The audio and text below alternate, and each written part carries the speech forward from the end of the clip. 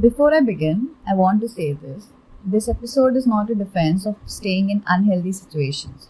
It's not nostalgia for a time when people tolerated less than they deserve. And it's not a critique of boundaries. It's something more personal than that. Lately, I've been feeling like something about love has changed. Not love itself. I don't think that changes, but the way we talk about it, the way we treat it, the way we almost distance ourselves from it before it even has a chance to breathe. I scroll online and I see so much advice about leaving. Leave if they hesitate. Leave if they don't text enough. Leave if they trigger you. Leave before they leave you. And sometimes that advice is necessary. There are situations where walking away is self respect, but nobody talks about staying anymore. Nobody talks about repair, about two flawed people choosing to outgrow their worst instincts, about the slow, uncomfortable work of transformation. And I think social media has something to do with this. The algorithm rewards sharpness. If he wanted to, he would. Know your worth, never settle. These phrases travel well because they are decisive. They give you power instantly. But real love is not instant. It is layered. It is inconvenient. It asks you to interpret, to pause, to reconsider your own pride. And that does not trend well. The algorithm rewards exit. It does not reward endurance. And slowly, that logic seeps into real life. Love becomes transactional. What are you giving me? How are you validating me? Are you meeting my expectations? Reciprocity matters. Of course it does. But when love becomes constant evaluation, it loses its depth. It becomes negotiation instead of devotion. And that is why good fiction matters. Because in good fiction, humans are allowed to be humans.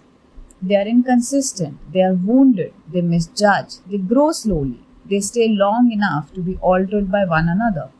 At least they used to. I read Jane Austen in my early teenage years, those formative years when your idea of love quietly embeds itself into you.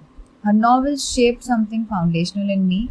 They taught me that independence and intimacy are not opposites. So let's talk about Pride and Prejudice for a bit.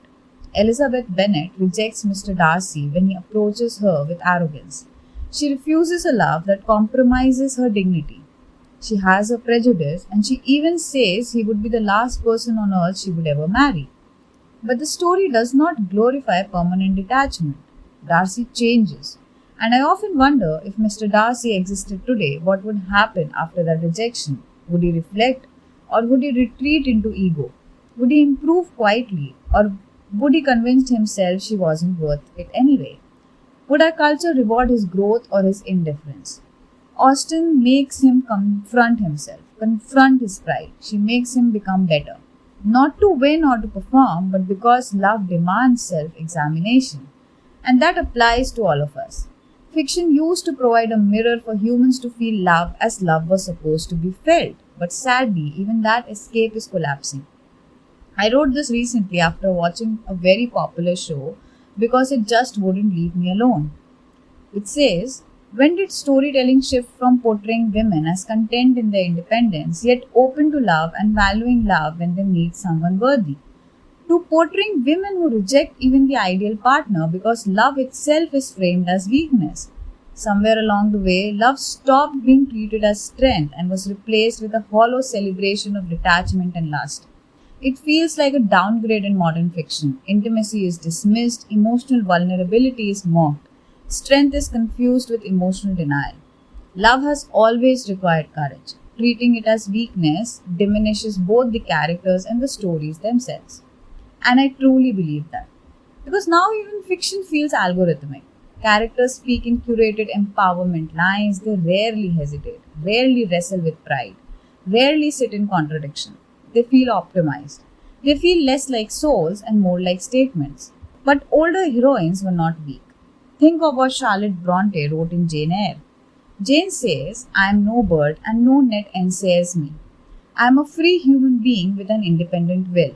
And she also declares, I can live alone if self respect and circumstances require me to do so.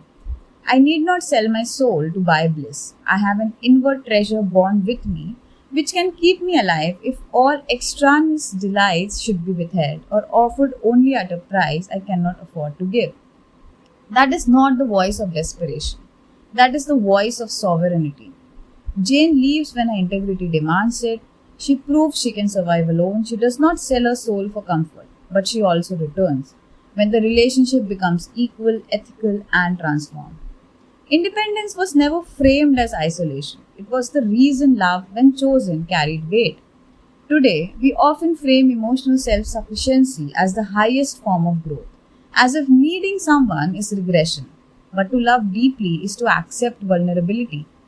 To stay when it is healthy and mutual is to risk being changed. And maybe that's what unsettles us. Because being changed means surrendering control. It means admitting you are not complete on your own, not in a helpless way, but in a human way. We have become fluent in detachment, not detachment in the spiritual sense, but in an emotional one. Spiritual detachment never asks you to stop loving. Emotional detachment often does. When human beings are treated like objects rather than like souls humming in this symphony of lives, everything shifts. Detachment becomes a hollow tool, a way to feel superior, when in reality it is only teaching us how to feel nothing. The irony. And when you stop feeling, you slowly stop being human. Spiritual detachment does the opposite. It refines you. It expands your capacity for love without possession, without desperation. It makes you the best version of what a human being can be. Emotional detachment, on the other hand, turns you into a machine at best, efficient, untouched, and emotionally vacant. And this detachment is not the same as maturity. Maturity is being able to love without losing yourself, to need without collapsing, to attach without surrendering dignity. And perhaps the quiet tragedy of our time is not heartbreak. It is the slow normalization of emotional distance as superiority. Maybe love hasn't weakened. Maybe we have simply become afraid of how much it asks of us. Because real love is not transactional, it is not algorithmic, and it cannot be optimized. It is irrational, demanding, and transformative. There is a famous quote by Slavoj Zizek, which I would like to paraphrase. It says that if you have an answer to why you love someone, you never loved them. But today, most relationships are based on what someone brings on the table.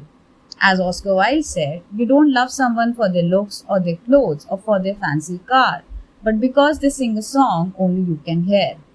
I think the transaction is happening in real life for a long time, where humans are becoming more and more artificial with each passing second. But fiction was the place where humanity still existed. It is sad to see that disappearing as well. And maybe that is why I felt compelled to say all of this. Not to romanticize suffering, but to ask a quieter question.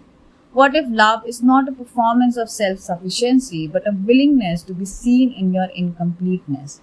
The novels that shaped us, the ones that linger, did not celebrate emotional vacancy. They honored growth. They allowed pride to be confronted. They allowed misunderstanding to be repaired. They allowed two people to be altered by the courage of loving and being loved. Love was not treated as a weakness, it was treated as a force that demanded character. To love without calculating, to repair instead of replace, to grow instead of withdrawing, to admit that being human means being moved. After all, love, real love, was never meant to be optimized. It was meant to be lived. Thank you for listening.